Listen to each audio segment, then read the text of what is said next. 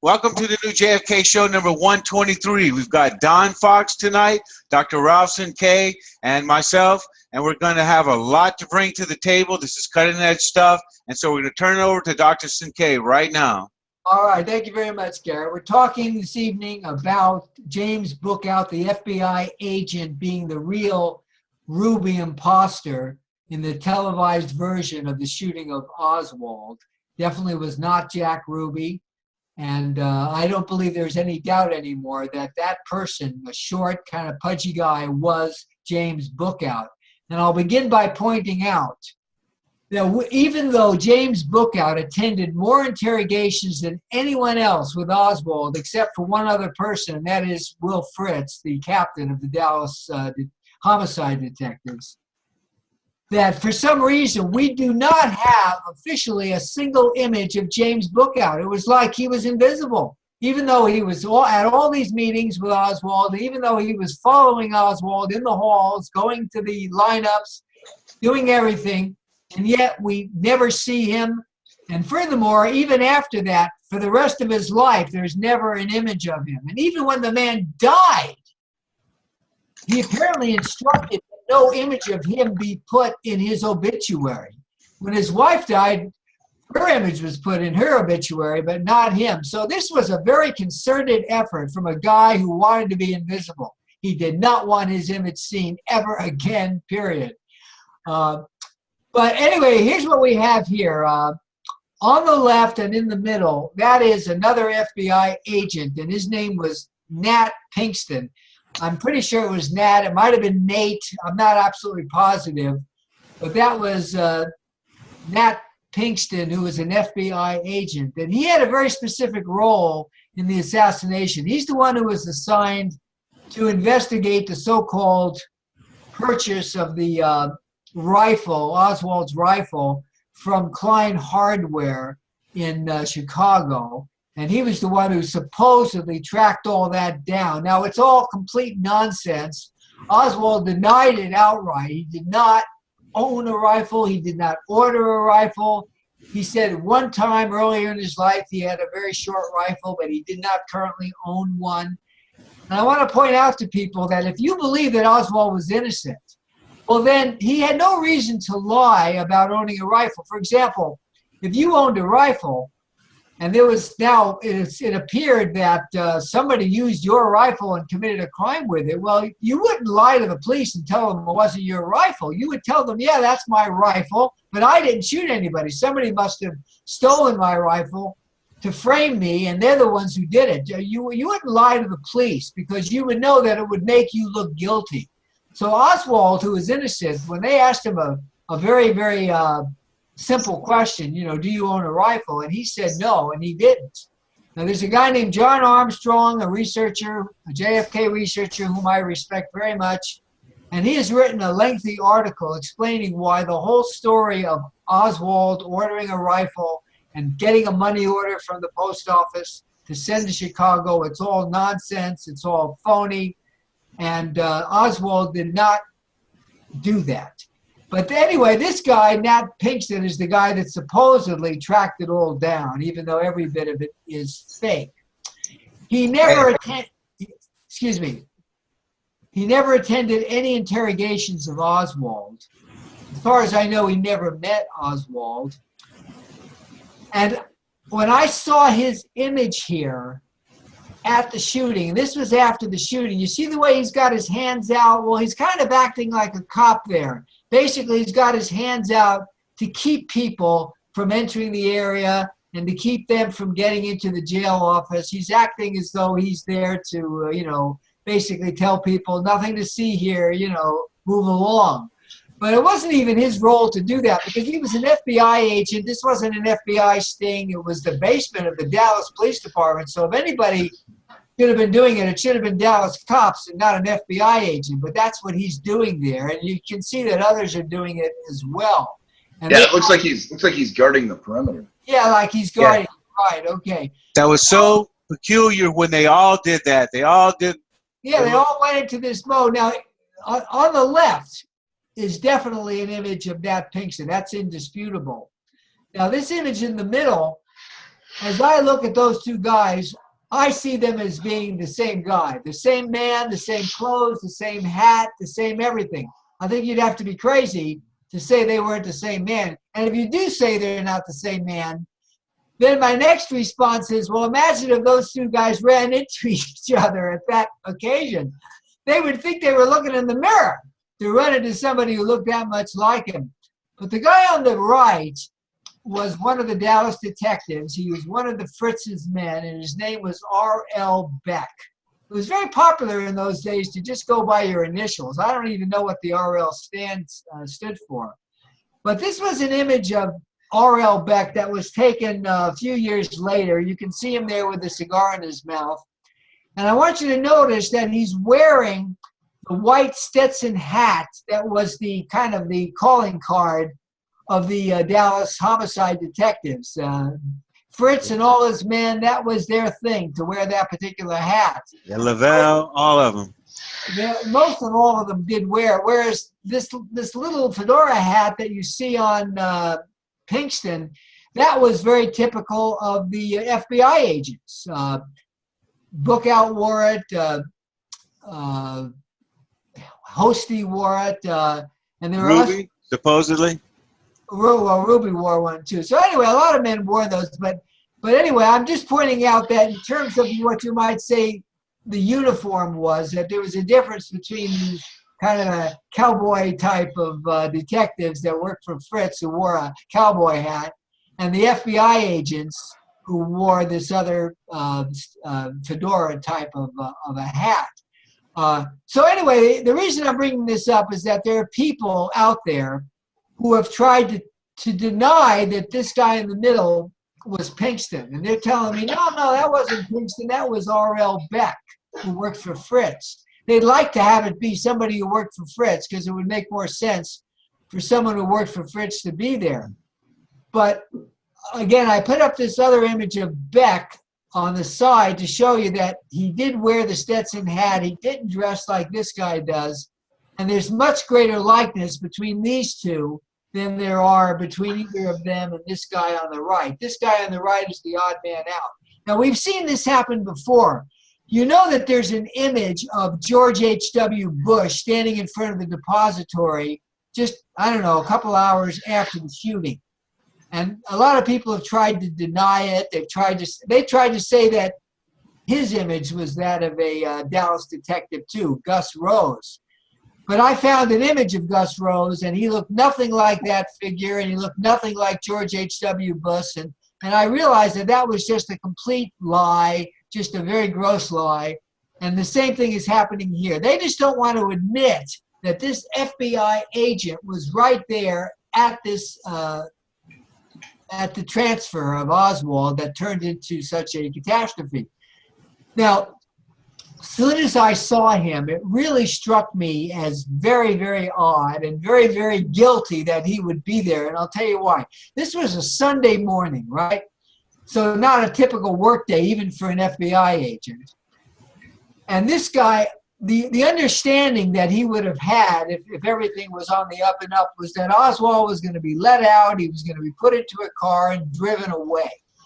I can understand why a lot of reporters would be there, because just getting one picture of Oswald was a coup. I mean, you know, it was worth money. I mean, yeah, they're going to sell papers. Yeah, they're just looking to sell papers. I mean, you know, Oswald at that moment was the most photogenic guy in the entire world. So I can understand why reporters and cameramen would be there, even though he was just walking out to get into a car and being driven away.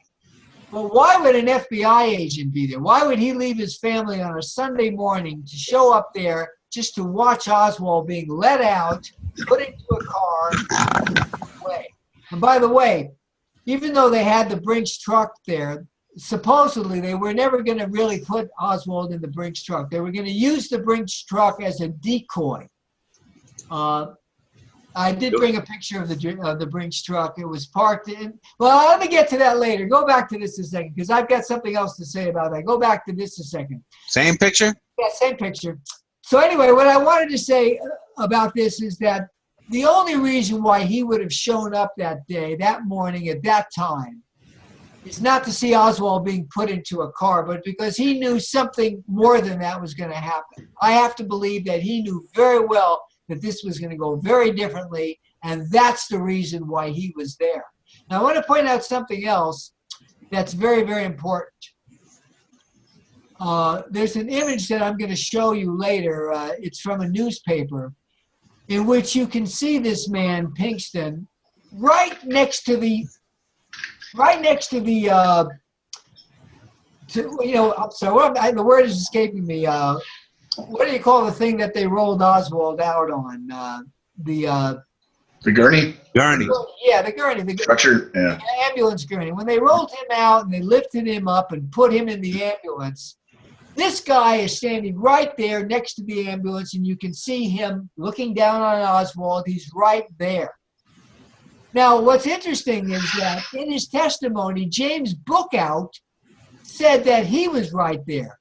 What he told investigators was that he more or less attended the last interrogation of Oswald, and then after that even though everybody went downstairs because they were going to transfer Oswald, that for no reason that he could give, he stayed up in Fritz's office. It wasn't his office.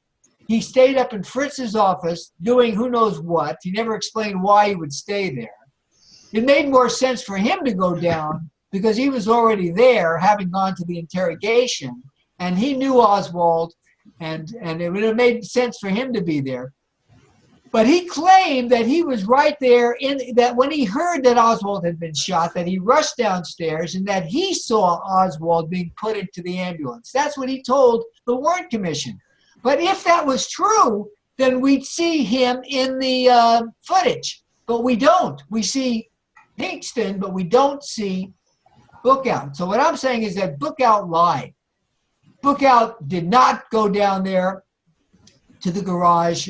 He was in the garage for the shooting. He did the shooting, and then he was, hastened away, but he certainly wasn't there during the picture. So anyway, the only reason this guy was there is because he knew ahead of time something was going to happen. He knew that this was going to happen, and I see this as a smoking gun of his complicity, is the very fact that he was there.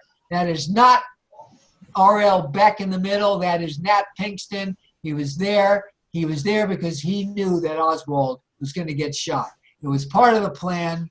The Dallas police knew it. The FBI knew it, and this is the indication of that. All right, let's go to the next picture.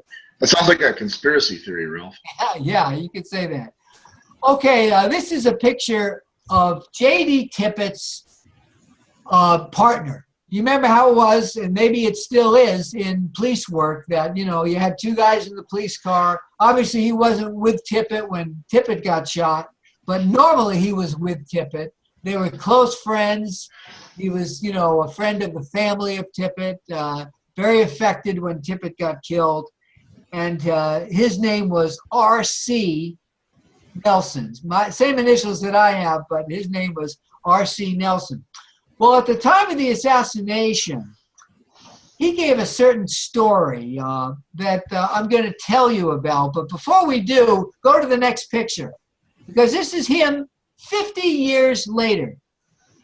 That's him, 50 years.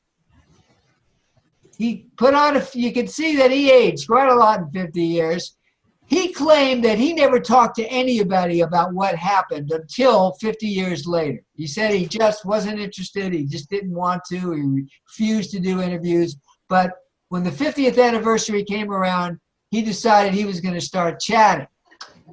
And what he said in his statement at the time of the 50th, so this would have been 2013, he claimed that he personally was in the garage, and that after the shooting, after Jack Ruby shot Oswald, that he personally manhandled him into the office. That's the word he used. Now, I hadn't heard that word before. I'd heard the word wrestled into the office, maneuvered into the office, dragged into the office, but he said he manhandled him into the office. And he said it as though he was the only one who did it, that he personally did it. Now, I was surprised to hear him say that, because we have several different footages of what happened. We can see what happened. And what happened was that there was a mob of cops who manhandled Ruby into the building.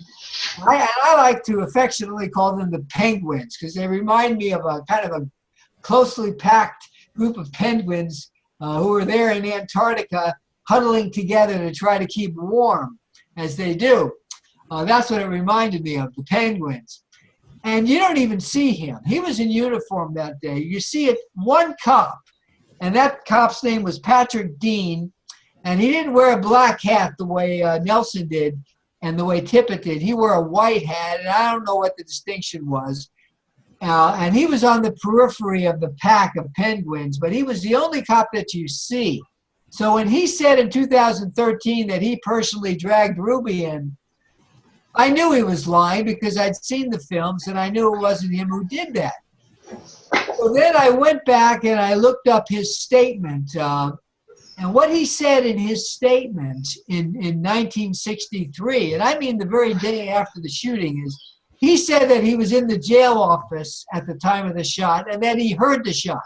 He heard the shot from the jail office and that he ran to the garage. And when he got there, he saw the mob of cops that were struggling with Ruby, and that he sort of got into it, and he said he tried to grab Ruby's left arm to take his gun away.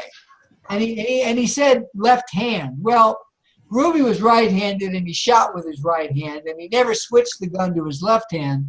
So it was a wasted effort if he was grabbing Ruby's left hand to get the gun. But it's nonsense on another score. Go to the next picture. So he's got two stories right now? Yeah, they're both false. The one he told at the time is false, and the one that he told... All right, so this was his story. I'm not going to read it all, but this was... I just wanted to bring it to show you. This was his report. It's dated November 26, 1963, so it was 2 days later. And what he says in it essentially is that he was in the jailhouse, and then he heard it, and then he ran there, and it said, the last statement is, I reached for the suspect's left hand and felt for a gun. He felt for it. Well, he didn't find one because the gun was in the shooter's right hand. After this, I returned to the area outside the jail office windows and remained there until relieved by Lieutenant Pierce. Okay, go to the next picture. All right, this is a famous picture. This is a picture of L.C. Graves, the guy in this hat here. And if you look closely at his hands, you can see that he's holding the pistol. That is the gun that he supposedly ripped out of Ruby's hand. And in the next image, I have it a little bit larger. Go ahead and...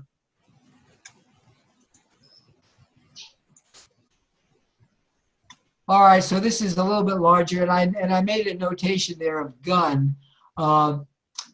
Anyway, so he's the guy who wound up, with the gun. And there's a story that goes with this that's kind of interesting, but again, I think it's a big lie. According to the official story, Ruby shot Oswald, and then when he was done shooting Oswald, he tried to shoot again, and the one he aimed it at was Lavelle, Officer or Detective Jim Lavelle. And supposedly, the only reason the gun didn't fire again and kill Lavelle is because this man here, Graves, put his hand on the pistol and actually locked his hand around the rotating barrel of the pistol and kept it from turning. And thereby he just physically jammed the gun. Now, I've never tried to do that. I own a pistol, but I have the feeling it would be awfully hard to do that. All the leverage would be with the guy pulling the trigger. And for you to just with, your fingers to actually hold that barrel and keep it from turning, I think it would take an awful lot of strength in your hand to do that. And I find it to be very unlikely that he actually did that. And furthermore, as we look at the film, there's no evidence whatsoever that the shooter tried to shoot again. What we see happen is he shoots Oswald, And then he actually jumps. He relocates himself. He springs from being at the side of Oswald, and he shot him from the side. So he was facing Oswald kind of at, from the side. But then he jumps about 90 degrees so that now he's facing Oswald directly, and he has his back to the camera. Now, the reason why he did that, in my estimation, is because he wanted to get his back to the camera so that his face would not be exposed to the camera.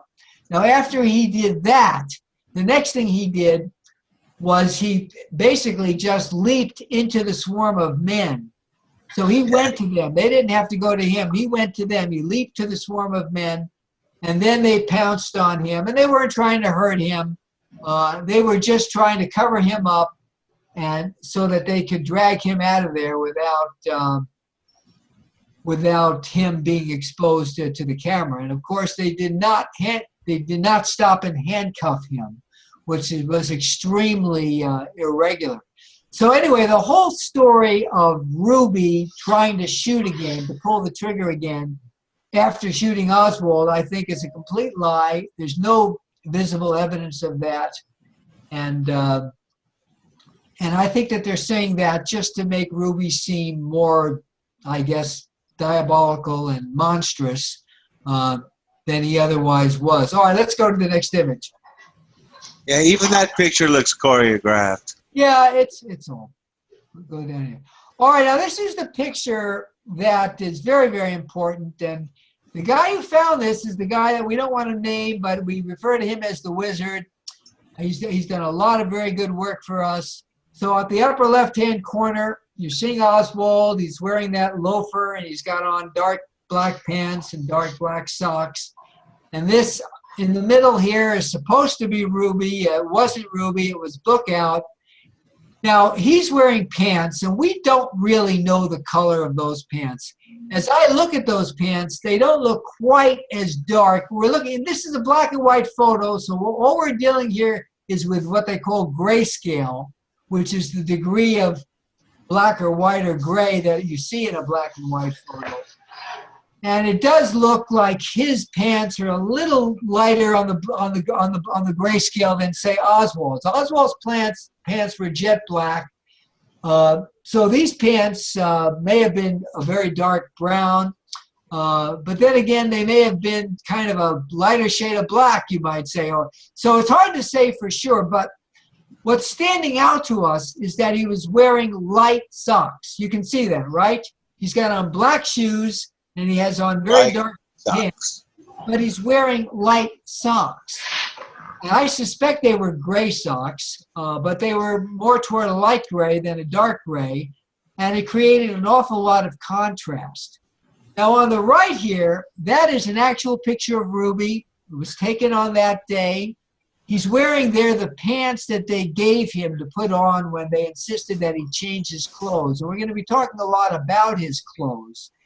But as you can see, he's wearing black socks, and he's also wearing very different shoes than the shooter.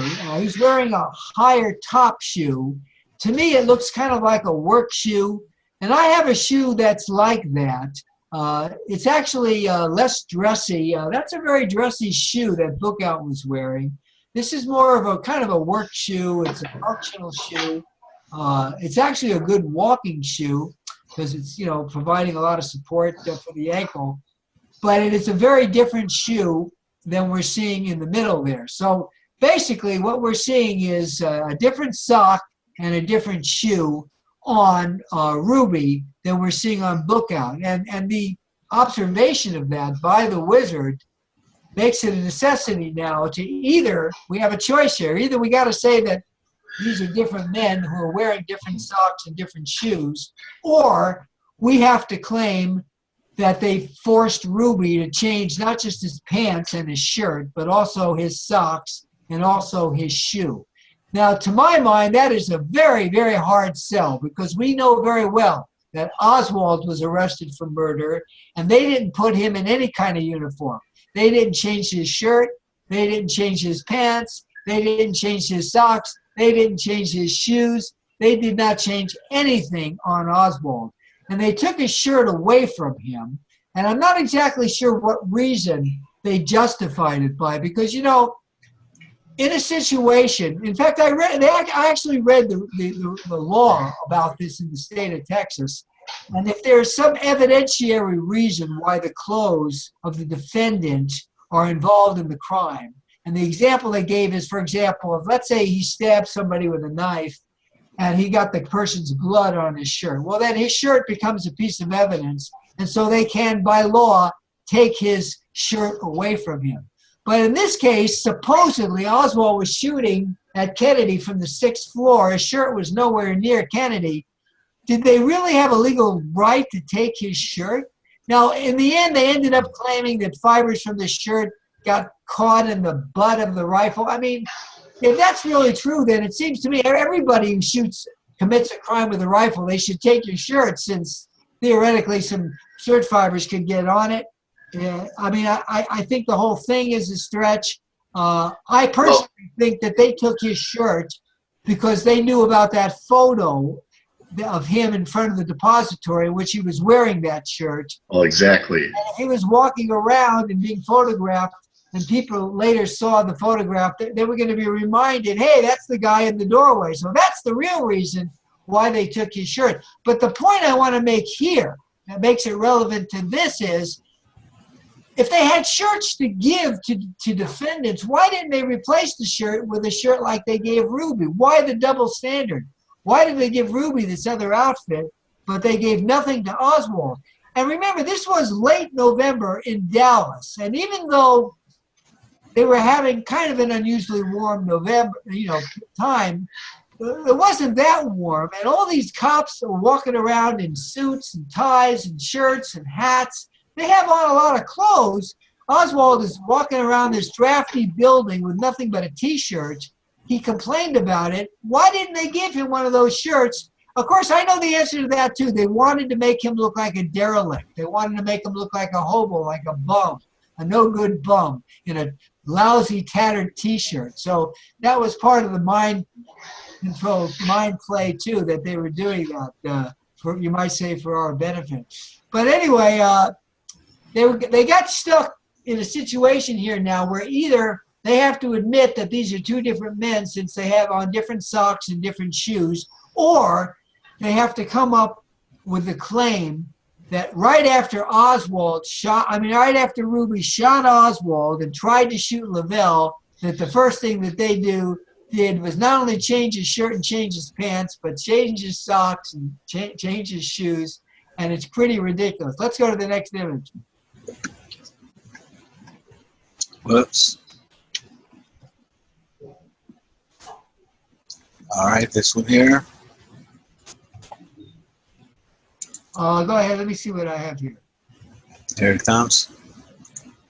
All right. Well, this one I put this one in just to show you the difference in the shoes, because you can see it very good here. How you've got this high top shoe that really goes all the way up to the top of the ankle, and then on the right here you've got a much lower shoe, and it's sort of got a crescent-shaped margin to it. Yeah. See that it's much lower. So these are definitely different shoes and different socks. All right, let's go to the next image. All right, now this is a very interesting thing that we have here. This came from our old nemesis, Beat Pete. He put this up. This is a property clerk invoice for Jack Ruby. I had never seen this before. And again, our friend the Wizard made a funny remark about it. He said he's not sure that the ink was dry on this thing, meaning that they might have just drummed this up since the Wizard made this observation about the shoes and socks being different. Now, I want to point something out that's very important. As far as I know, in 53 years, nobody else prior to the Wizard noticed that difference of the sock and the shoe. Now, keep in mind that that photo in which you can see Ruby's sock and shoe, it's not the commonly seen image of the mugshot. Now, it's a mugshot, but mostly when they show you the mugshot of Ruby, they show you the one that just shows his bust. You don't see the bottom of it. And even when they show you the bottom of them, they usually crop it so you don't see his shoes. So it's not often that you see that other picture. But as far as I know, the wizard is the first one to have found. No, stay on it a second because I want to show you something. Okay. Okay, go back to the other one. This is a very strange document that's really very, very suspicious. It's listing all these belongings that they found on Ruby, including over $2,000 in cash. Now remember that this was 1963, and dollars were basically worth about 5 times as much as they were. So this was the equivalent of having about $10,000 in cash on him today, which is a hell of a lot of cash for somebody to have on him.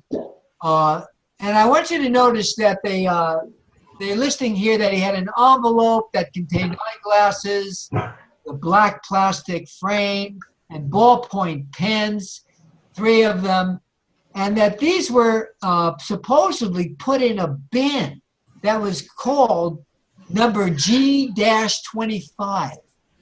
Now, I want you to think about that a second, that if they had bins there that were named according to letters, and if they have a bin called G25, I'm assuming that they had G1, G2, G3, G24. In other words, they had at least 25 G bins if they're going to name one G. Why else would you have a G25 unless you had G1 through G24? And then if you go down to the bottom part here, they're saying that he had a pair of black leather shoes that they took from him. They had a white dress shirt that they took from him. And then they had 1 set of underwear. That's what it says there. 1 set of underwear. And then 1 brown shirt and 1 gray felt hat. And all of that supposedly went in a bin called N number 18. Originally it said N30, but then they realized that was a mistake. No, it went in number N18. So that tells me they had bins number N through 29 since they had an N30. So that's a hell of a lot of bins to have at the Dallas Police Department, supposedly to hold all the belongings of their defendants, of their detainees. But I want to get back to this idea of 1 set of underwear. Now, you remember something. We're talking about a used pair of underwear, okay? A man's used, worn, sweaty underwear that they supposedly had Oswald change out of in order to put on police-approved underwear. Now, why on God's green earth would it be necessary to change the man's underwear? What was wrong with his underwear that they had to take him out of that underwear and put him in their underwear? Well, maybe he had an incident when he was getting arrested. Maybe he wet his underwear, huh? Okay. But I want to point out that this was just a city jail. This was not a penitentiary. This was not a maximum security prison. If they put you in prison for 25 years and they send you to the prison, I imagine that at some point, unless you buy your own underwear at the commissary, that they probably do give you underwear. But this was a city jail where typically defendants only stay for a few days at the most. In fact, I looked this up. In the state of Texas, the law states that if you get arrested and brought to jail, now you have to be arraigned within 48 hours or your rights are considered violated. In other words, you have a constitutional right to a speedy trial. That means if a policeman thinks that there were grounds to arrest you, within 48 hours, you are entitled to see a judge where you can tell the judge what happened and where the judge will at least consider letting you go because the policeman was out of line. It's at least a possibility, and it's part of your constitutional right. But if the judge decides that, no, I'm afraid you really did do this, and therefore you have to be tried, you have to stand trial, well then he's either going to release you on your own recognizance, which means you go home until the trial, or he's going to allow you to be bailed out, which is what usually happens. So you can either put up your own money or you can borrow the money from a bail bondsman and get out, in which case you're going home. Or if he decides you're just too big a risk because you might kill somebody, he'll remand you, which means that you have to stay in jail until your trial. But even then, you don't go back to the city jail. He'll send you to like the county jail or some other jail. Like for example, in New York City, if you're arraigned, well then, if he's going to remand you, he sends you to a prison called Rikers Island, which is an island in the East River, which is sort of the New York version of Alcatraz.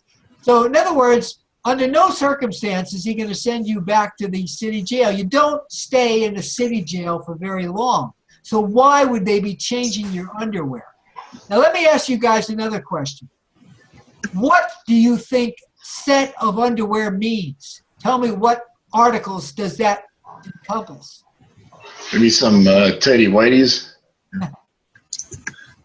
I really don't know what a set of underwear is. Yeah, maybe boxers. Maybe well, all right. First of all, I can tell you this, that if you look up the definition of underwear, it says that it refers to your intimate garments that are worn directly in contact with your body and are covered by other clothes. I mean, that's the definition of underwear. So I'm assuming T-shirt and underwear would be a set. Well, I'm assuming that what they're trying to imply by this is that a set of underwear means a pair of socks, a pair of drawers, either briefs or boxers, and probably a t-shirt. So those three items are specifically a set of underwear. But I want to make another point too, that sometimes the word underwear is just used to describe, you might say, the most crucial part of your underwear, which is the part that's sort of protecting the family jewels, okay? Because the fact is that there's, and I think I made this point last time, but I'll make it again today, that there's a large part of the year in Texas where the only underwear that I'm wearing for my underwear is my briefs, which is what I wear. Because I don't wear socks. I wear sandals without socks because I like to let my feet get some air. And I don't wear a t-shirt. The main thing that I want to try to be more efficient here, but the main thing I want to convey here is that it is preposterous to think that they would have changed the man's underwear. And then supposedly they took his used, soiled underwear and put it in a bin with other belongings. I mean, what do you do with your underwear when you take them off after you've worn them? You put them in the hamper. You put them in the laundry. You don't store them with other belongings. I mean, so this is just preposterous. The only thing they needed was the socks. I mean, they didn't really need the briefs. They didn't need the T-shirt, but they put it that way, and I think that they thought they were being clever. That they were. I think they were afraid that they were being too obvious if they had actually made it one pair of gray socks. So they extended it to one set of underwear, but nobody would make a notation like that because, first of all, nobody knows what a set of underwear is. What exactly you're talking about? What's in a set of underwear? It's not as though there's any hard and fast rule about it. But secondly, just the whole idea that they would take the man out of his, or strip down, to your birthday suit. I mean, it's just ridiculous. You shot two people, so now they want them naked? I mean, it's ridiculous.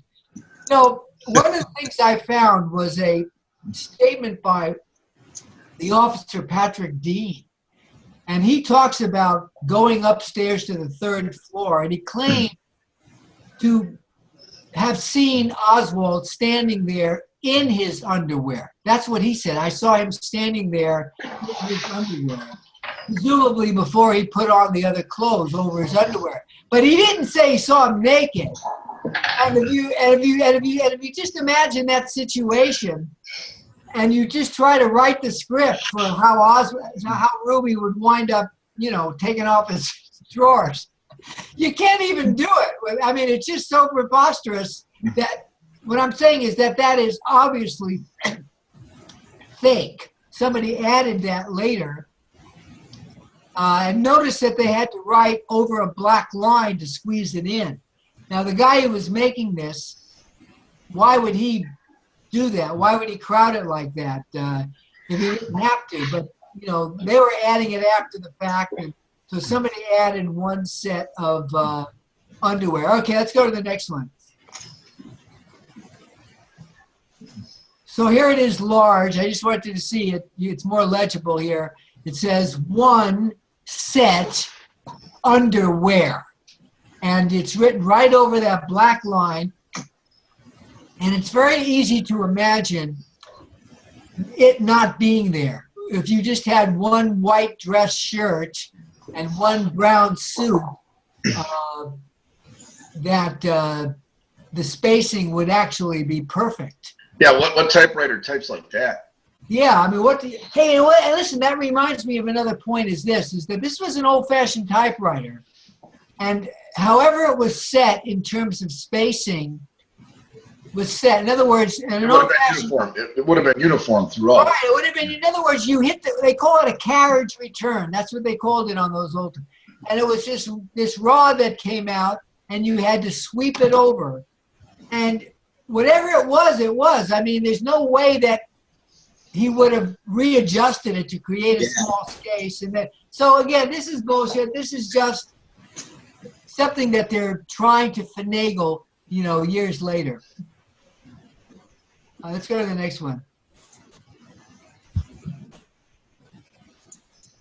All right, now this was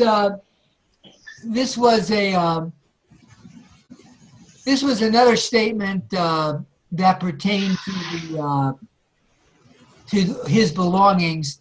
This one was in the FBI statement that refers to the things that were found on Jack Ruby that were taken from him and put in storage. And the reason I included it is because they don't say anything about his underwear, okay? It's just a very simple point that in this particular version of the same thing, there's no mention about, taking the man's underwear, okay? All right, go on to the next.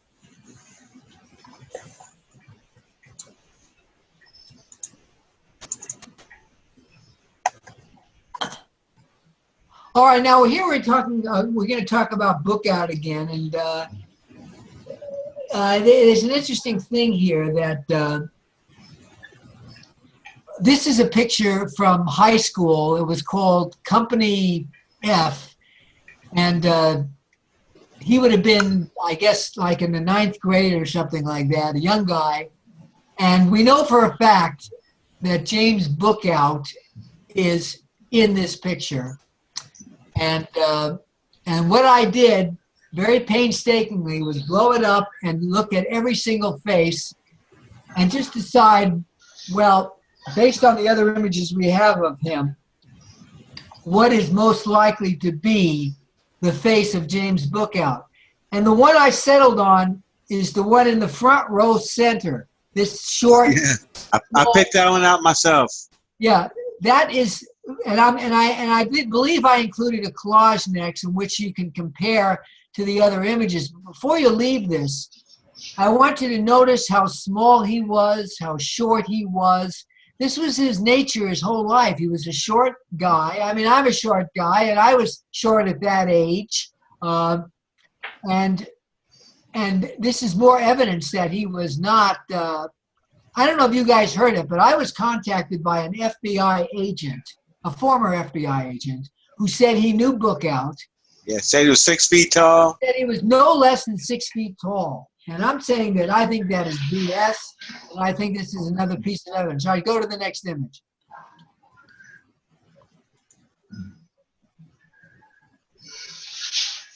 There we go. Well, I'll tell you, go to the, all right, so there it is, a little bit larger.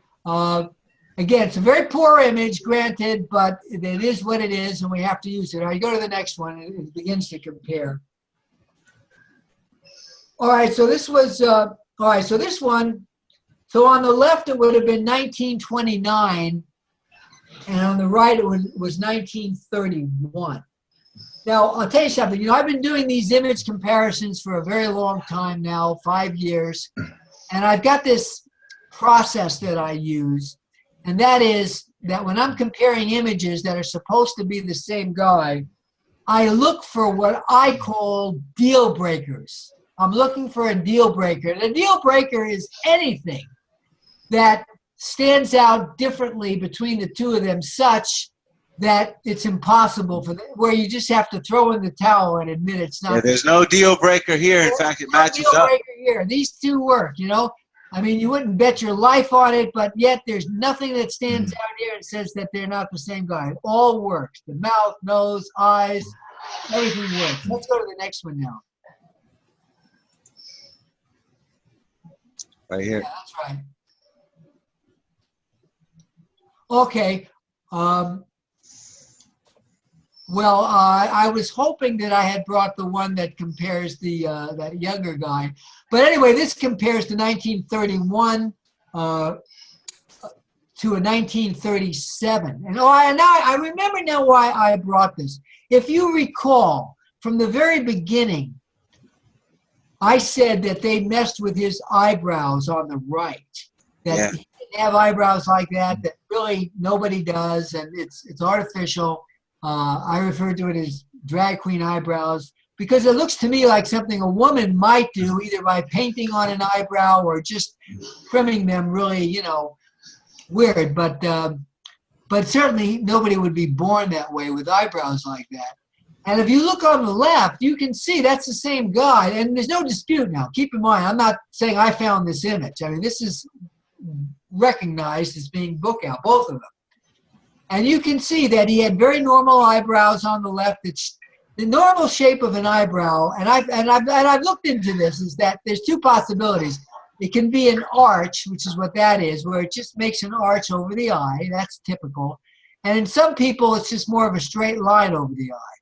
But you don't see something like you see on the right here. You notice how much thicker his eyebrows are, and you also notice the weird shape. It's S-shaped. And then after I found that, I found an article that had to do with espionage and trying to conceal somebody and change their image, and it explained that changing a person's eyebrows has a profound effect on their look, and you can mislead people a lot just by changing the shape of the eyebrow. So anyway, this proves beyond any doubt that that somebody did that to this photo, because you can see on the left that he had very normal eyebrows, nothing like we're seeing on the right. Okay, let's go to the next. All right, I'm very glad I brought this image because for several weeks I was arguing with a woman named Linda Zamanini and with Joseph Bax about this figure here on the front left. They were claiming that that was Bookhout. And he's tall. He's probably the tallest guy there, and if he's not the tallest, Not he's Bookhout. But anyway, I was informed by a guy named Dennis Morissette, who is no friend of ours. I mean, he is basically, you know, a supporter of the official story. But he did inform me, and he also told me that he told Linda that you need to stop saying that this is Bookhout, because this was a Dallas detective whose name was T.L. Baker. Again, I don't know what the T.L. stood for, but that was his name. And he also showed me another image of him from when he was older, and you could see that he looked like the same man except older. So there's absolutely no doubt that that is T.L. Baker. So now what that means is that we are left with exactly 0 images of Bookhout from the time of the assassination and starting then for the rest of his life. No images whatsoever. The only images that we have of James Bookhout are those school book images. And the only reason we have them is because they're part of a school book, and the school book was published, and I guess there's nothing he could do about it. But that's it. If we didn't have those school book images, we would not have any images at all of this man. And I'm telling you, they made a concerted effort to wipe him off the face of the earth. If you didn't know better, you might think you had something to hide. Yeah, you might. All right, now you guys, I'll tell you why I brought this here. I want to talk about something now that is really very important to me. I kept thinking about what Ruby said. He gave an accounting of what happened, and this is what he said happened. He said he went to the Western Union office. He said he wired $25 to this employee of his, a dancer. Now, I want to point out, again, I hate to hold things up, and I know I'm dragging this out, but it's important.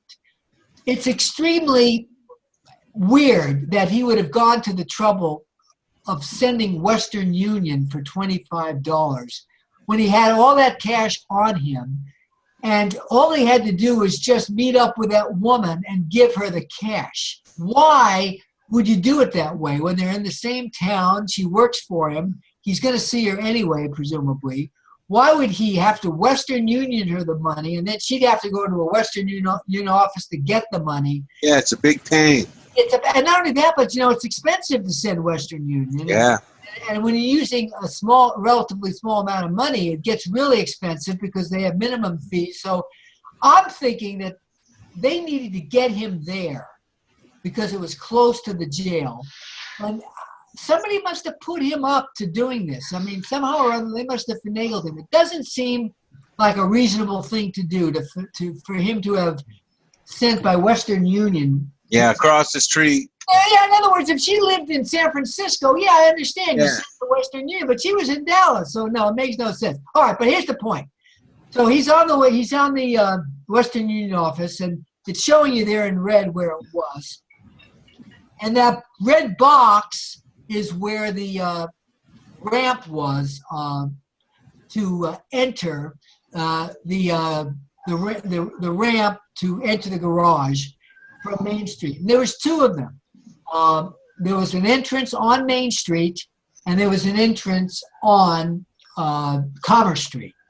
Now, it's in the next set of images, but I brought, if you remember, I brought that image. Now, you can go to it. Go to the other set of images for a second, because I want the viewers to see this. You go open up that Brinks truck. That is the entrance on Commerce Street. And for the whole time that this was going on, they kept that truck parked there in the entrance. And I firmly believe that they had that there to act as a barrier, to keep people out. And I'm sure that they had, you know, men there too. But the truck helped to just send the message that, yeah, this is closed off, it's blocked off. And it was unlikely somebody from the public was just going to walk by that truck. So they had this entrance to the garage blocked off. But what did they have on Main Street? Well, first of all, the cameras never showed us what they had on Main Street.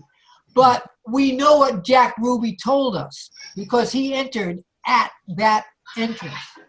And what he told us was there was a police car there, just like you see this Brinks truck here.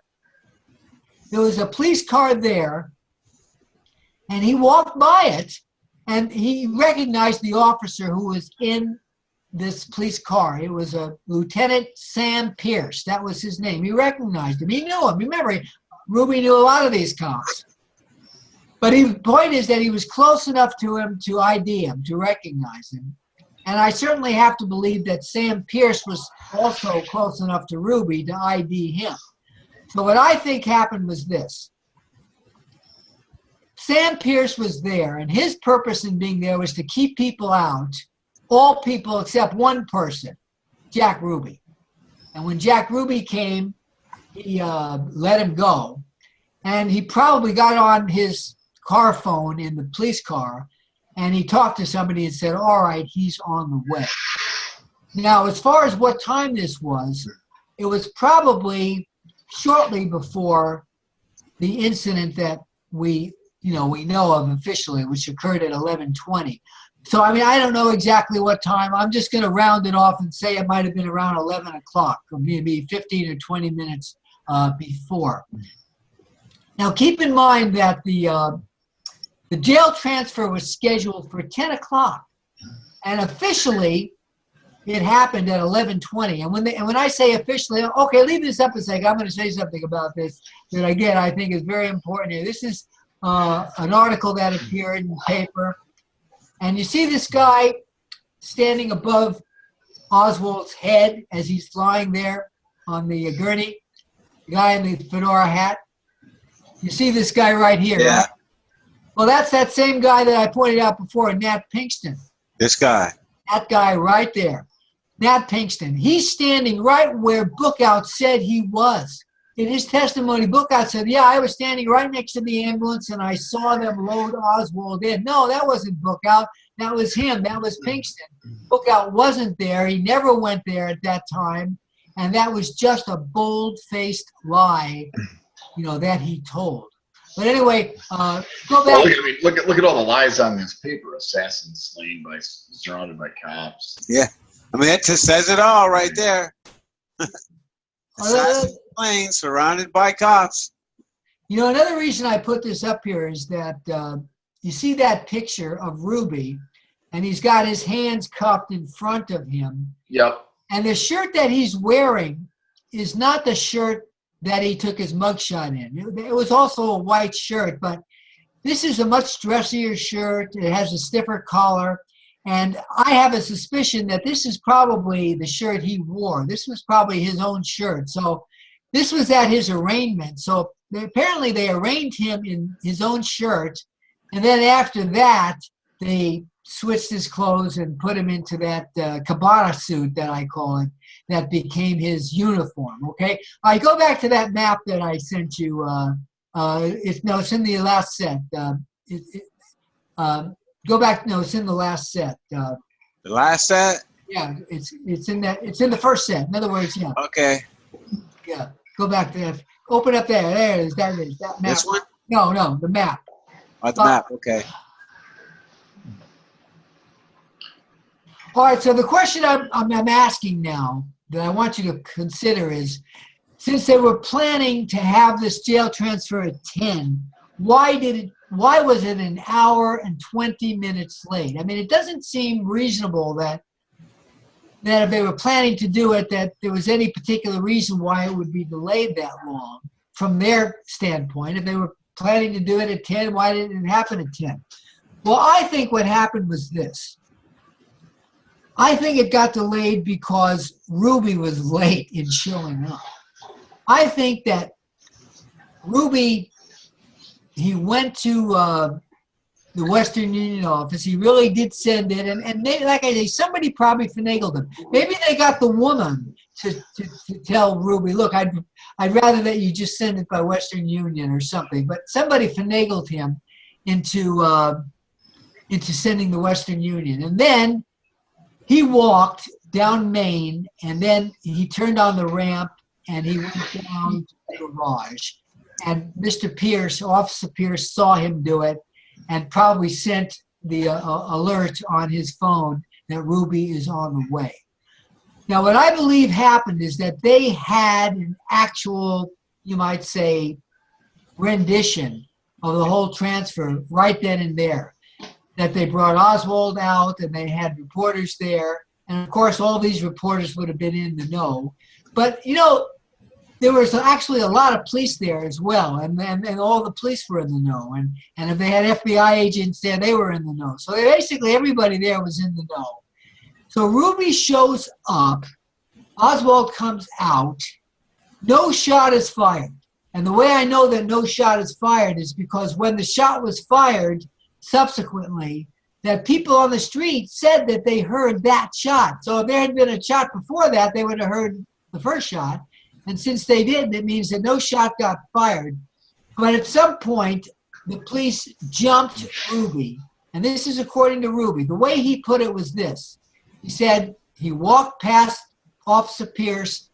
And then, by the way, he said there was another officer who was outside the police car, standing next to it, who was talking to Officer Pierce, but he was not able to identify that officer. He didn't recognize him. So there were two policemen there, Pierce and another. So he walks past them, and he walks down the ramp to the very, very bottom of the ramp. And that's exactly where that cubbyhole was coming out of the jail office. And then they bring Oswald out. And by the way, how they got Ruby to do it, I certainly don't think that they just depended on him to show up. I mean, somebody must have planted the seed, planted the idea in his head that he ought to go. I don't know who that was, and I don't know exactly how they did it, but I do believe, because I don't think anything fell to chance in this whole plot. So they got Ruby to show up, and he remembers all that. He remembers getting there, and he said he remembered seeing all the reporters. And then the next thing he knew police were pushing him down to the ground. And he said that they pushed me down to the ground. And when he said that, I presume what he means is that they actually pushed him so that his face was on the ground. And that is what cops do. If they have a hostile person that they have to pacify, what they will typically do is push the person face down to the ground, bring their arms up behind their back, and then they'll cuff them. And then once the cuffs are on, it's over, and that person has been neutralized. And they apparently did that with Ruby, but they did not do that with the shooter. The shooter was never pushed to the ground. If they had pushed him to the ground, how were they going to drag him inside? They wanted him on his feet. They wanted him mobile. They wanted him to be able to move. So they did not push him flat on the ground, but they pushed Ruby on the ground. And we know that they pushed Ruby on the ground because if you look at his forehead in those pictures on November 24th, he's got a scrape on his forehead. And apparently it wasn't a big deal, and it healed quickly because days later when you see him again, it's pretty much gone. It was just a very shallow, superficial thing, but he did get a scrape, and that's something that came from being pushed to the ground. But what Ruby said, and this goes all the way up to the last thing he said, shortly before he died, he said this in his final interview. He said, all the rest was a blur. When he was asked, you know, do you remember shooting Oswald? He said, it's all a blur. I just remember going there and seeing the reporters and then the police swarming on me. And he said to them, what are you doing? You know me, I'm Jack Ruby. You know, why are you doing this? Now, why would he say, if he knew that he had shot one man and killed him, or at least fatally shot him, and that he had tried to shoot a policeman, which is part of the story, obviously he would know why police were doing this. So the fact that he said this tells you that as far as he knew at that time, he hadn't done anything. And it just felt like police were jumping him for no reason at all. And that really was the case. So I think that the reason why it got delayed is because they were waiting for Ruby to get there. They might have told him that he should, you know, send the Western Union at 10. Maybe he was just late, just on the way, you know, people are commonly late. And they just had to wait. They just had to stall the whole thing. But then he finally showed up. They jumped him. They dragged him inside. They put the handcuffs on him. And they apparently told him what he did, what he's accused of doing. And I sincerely believe that Jack Ruby was mentally off. He really was deranged. I think he had been under CIA mind control influence. I think Well, very I've heard that whole Western Union thing was BS. He never went there. well. I mean, unless they produced a receipt from Western Union. Yeah, but, who cares? I mean, they could have made that stuff up. That's what I heard likely happened. I'll dig that up. I'll have that next week. Anyway, this is the image of Bookhout. That is definitely James Bookhout. It is not Jack Ruby. You see how round the face is, how fat the face is. Ruby wasn't that fat. You know, people talk about him as being fat, but the truth was he had been heavier 9 years earlier when he was arrested for something relating to his liquor license. But he lost quite a bit of weight. He slimmed down, and his face was actually a little bit gaunt. So he wasn't the least bit fat in the face. He had a long face. And this middle-aged guy is really unquestionably James Bookhout.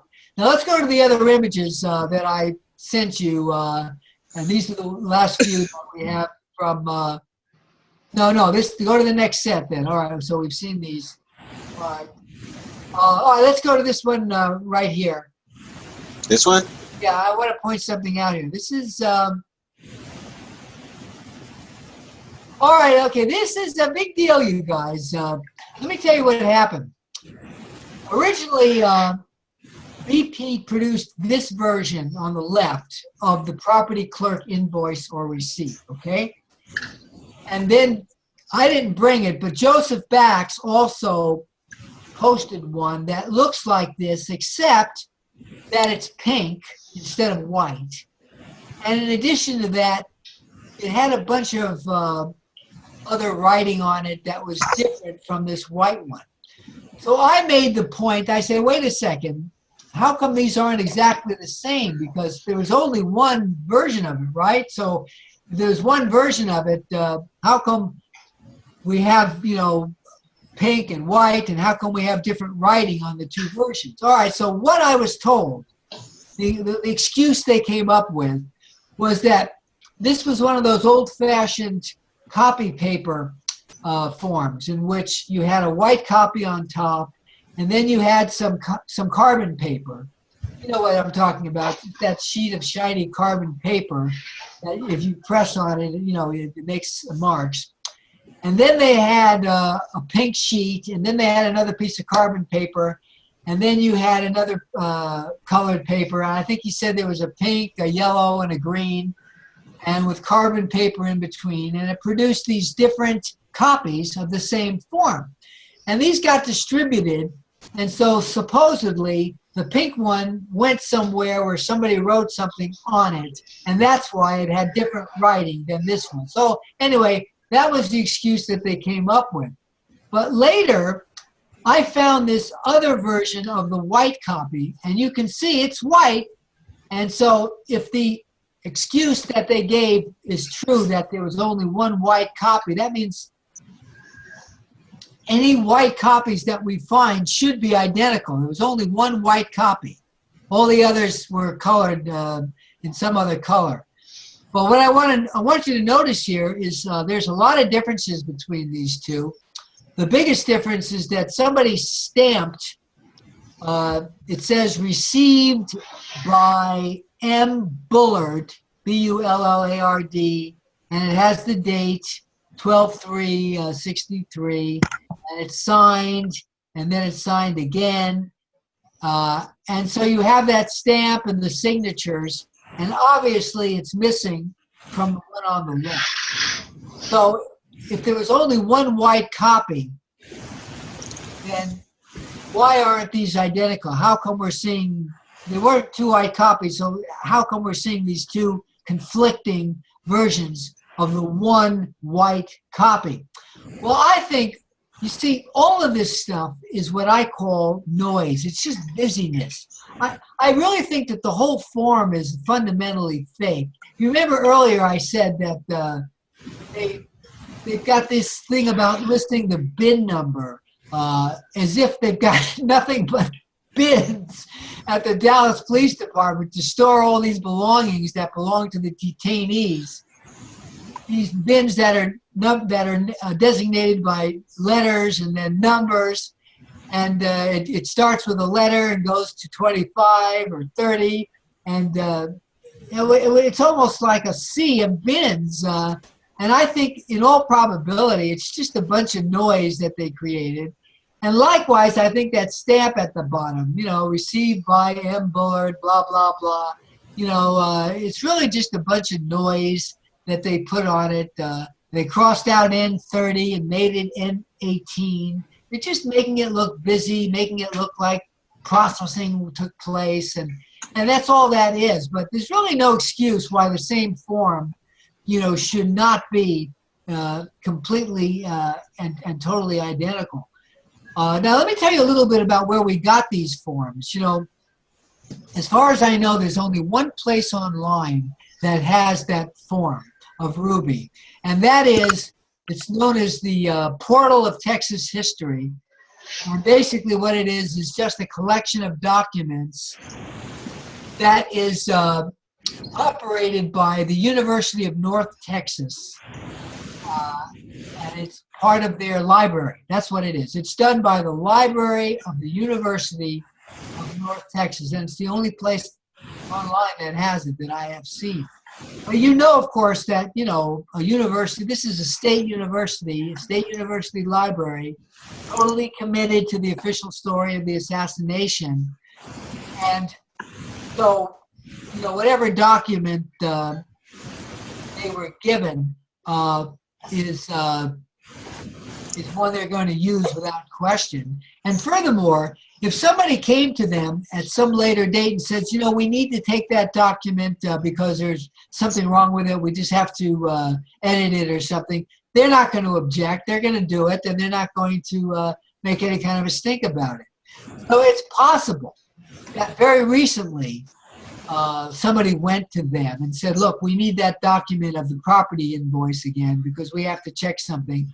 And when they returned it, they added that thing about the set of underwear, and they may have added other things as well. But, I mean, I think there's a very good chance that happened because if nobody noticed it before we did, and when I say we, I really mean the wizard because he's the one who noticed it, then they probably didn't fix it until recently because they may not have even noticed it themselves. It's not as though these people are the most observant in the world. And it's very possible that all of this was done very recently and, you know, in response to us and what we're doing. Now, are you sure you don't have any more images? Because I know I sent you an image of the book depository, of the books. This is a picture of the book depository, the 6th floor, and it's showing a stack of books that is incredibly high. I counted the stacks, and it's at least 7 boxes high of books. Now, supposedly you've got these order fillers there, and they're going around and just finding, you know, books from this maze of boxes that aren't even marked very well. And supposedly they're getting the title or titles that they need. But if you've got a stack of boxes of books that's 7 boxes high, and they're pretty, you know, high boxes, first of all, you would need to have a ladder to even get to the top. This was much taller than a person could reach. Even a tall man would have needed a ladder, and there was no sign of any ladders. So I want to know, how did they actually get to reach the, you know, the top of those stacks? You know, I'm the author of a graphic novel, and I keep an inventory of them here. And I was told by the printer that, you know, you don't stack books very high because if you do, the books on top crush the books on the bottom. It's just a paper box, so the weight of the books is going to crush the books. So what he told me was, don't go higher than 3 boxes high. All right. Don't Hey, go. we've got less than a minute now, so I guess we'll have to wrap it up. Okay. Well, anyway, I want to thank you guys. The case for Bookhout being the shooter of Oswald is very strong. Now, let me just give you a heads up. If we do this again, and I hope we will, what I really want to talk about next time are the reasons why I believe Bookhout shot a blank. I do not think he actually... I agree. Oswald. I agree.